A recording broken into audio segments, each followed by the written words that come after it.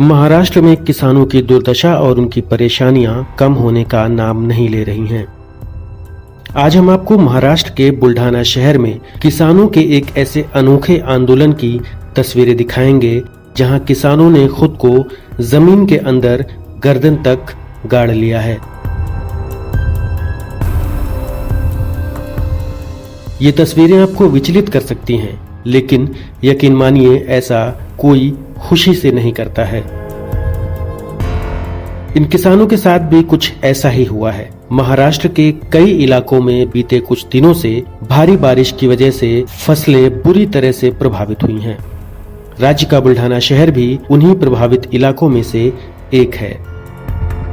यहाँ पर किसानों ने भारी तादाद में मूंग की दाल, कपास, ज्वार, मक्का जैसी फसलें लगाई थीं, लेकिन भारी बारिश ने सब चौपट कर दिया। हालात ऐसे हो गए हैं कि अब किसानों के पास भूखों मरने के अलावा दूसरा कोई चारा नहीं बचा है। बारिश की वजह से इन किसानों को उम्मीद थी कि सरकार का कोई नुमाइंदा जरूर उनके पास आएगा और उनकी सुध लेगा, लेकिन उनकी समस्याओं को सुनने और समझने वाला कोई नहीं आया। इन किसानों की सोच गलत थी। कई बार प्रशासन से दरख्वास्त करने के बाद भी जब इनकी सुनवाई कहीं नहीं हुई, तब मजबूरी में इन किसानों ने खुद को उसी जमीन में दफन करने का फैसला किया जिस जमीन में यह कभी खेती किया करते थे। किसानों ने सरकार को जगाने के लिए यह आंदोलन किया है। किसानों की मांग है कि उन्हें प्रति हेक्टेयर 25,000 रुपए का अनुदान राज्य सरकार की तरफ से दिया जाए, ताकि खेती के दौरान उनका जो नुकसान हुआ है उसे वह कुछ कम कर सकें। आज आम्ही ज्या शेतामध्ये मोताळा तालुक्यामध्ये बुलढाणा जिल्ह्यातले आहोत, या शेतकऱ्याची मका पूर्णपणे उद्ध्वस्त झालेली आहे। आज आम्हाला ही परिस्थिती बघावल्या गेली नाही। सरकार पंचनामे सुद्धा करायला तयार नाही, 1 रुपयाची नुकसान भरपाई द्यायला तयार नाही। अरे ज्या शेतकऱ्यांनी तुम्हाला लॉकडाऊनच्या काळामध्ये फुकट भाजीपाला पुरवला, तुमच्या ताटातला अन्नाचा कण आणि कण आमच्या मायबापाच्या घामाच्या थेंबातून आलेला आहे, त्या शेतकऱ्याला सुद्धा तुम्ही मदत करायला तयार नाही। आज परिस्थिती अत्यंत वाईट आहे। गेल्या वर्षीचा खरीप वाया गेला, रब्बी हंगाम वाया गेला आणि यावर्षी तीच परिस्थिती आहे। या बुलढाणा जिल्ह्यामध्ये 10,000 हेक्टरच्या वर पिकं उद्ध्वस्त झालेली आहेत। 250 गावांचा शेतीमाल उद्ध्वस्त झालेला आहे। सरकार हलायला सुद्धा तयार नाही आणि म्हणून आम्ही इथं आज आत्मक्लेश आंदोलन करतोय। आम्ही स्वतःला गाडून घेतलेला आहे। आम्ही सरकारला सांगतोय की आम्ही आता आत्महत्येच्या मार्गावर आहोत, आम्हाला आत्महत्येशिवाय पर्याय नाही।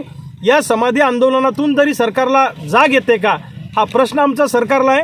आणि या सरकारला किती शेतकऱ्यांच्या आत्महत्या पाहिजे, किती शेतकऱ्यांचे बळी पाहिजे, आमच्या रक्ताचा नैवेद्य सरकारला पाहिजे आहे का, मग सरकारला जाग येईल का, हा सरकारला आमचा सवाल आहे। जोपर्यंत पंचनामे आणि नुकसान भरपाई आम्हाला मिळत नाही तोपर्यंत हे आंदोलन थांबणार नाही। भले आमचा जीव गेला तरी बेहतर, पण आम्ही आंदोलनातून माघार घेणार नाही, हा ठाम आमचा निर्धार आहे। बुल्ढाना से गुजरने वाली पैनगंगा नदी की वजह से आसपास के इलाके की फसलें पूरी तरह से बर्बाद हो चुकी हैं। बारिश की वजह से बर्बाद हुई इन फसलों को लगाने के लिए किसानों ने बैंकों और साहूकारों से कर्ज भी लिया था। अब फसल खराब हो जाने की वजह से उन्हें कर्ज लौटाने की चिंता हो रही है और इस चिंता ने उनकी मुसीबत को कई गुना बढ़ा दिया है। मूसलाधार बारिश की वजह से बुल्ढाना शहर में 10,000 हेक्टेयर से भी ज्यादा जमीन पर फसलें तबाह हो चुकी हैं। बुल्ढाना शहर में सोयाबीन, कपास, मक्का, ज्वार समेत कई फसलें उगाई जाती हैं, लेकिन अब ये फसलें बारिश की बलि चढ़ चुकी हैं। पिछली बार भी किसानों को मौसम की बेरुखी की वजह से काफी नुकसान उठाना पड़ा था और इस बार भी बारिश ने उनकी फसलें खराब कर उनके सपनों पर पानी फेर दिया है। इतना सब कुछ होने के बाद भी सरकार की तरफ से अब तक कोई भी मदद नहीं मिली है। न ही अब तक फसलों का पंचनामा हुआ है और न 1 पैसे की मदद सरकार ने इन पीड़ित किसानों को दी है।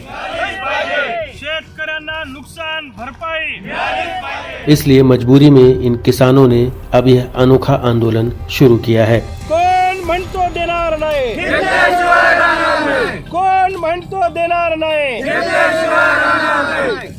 स्वाभिमानी शेतकरी संघटनेचा विजय हो।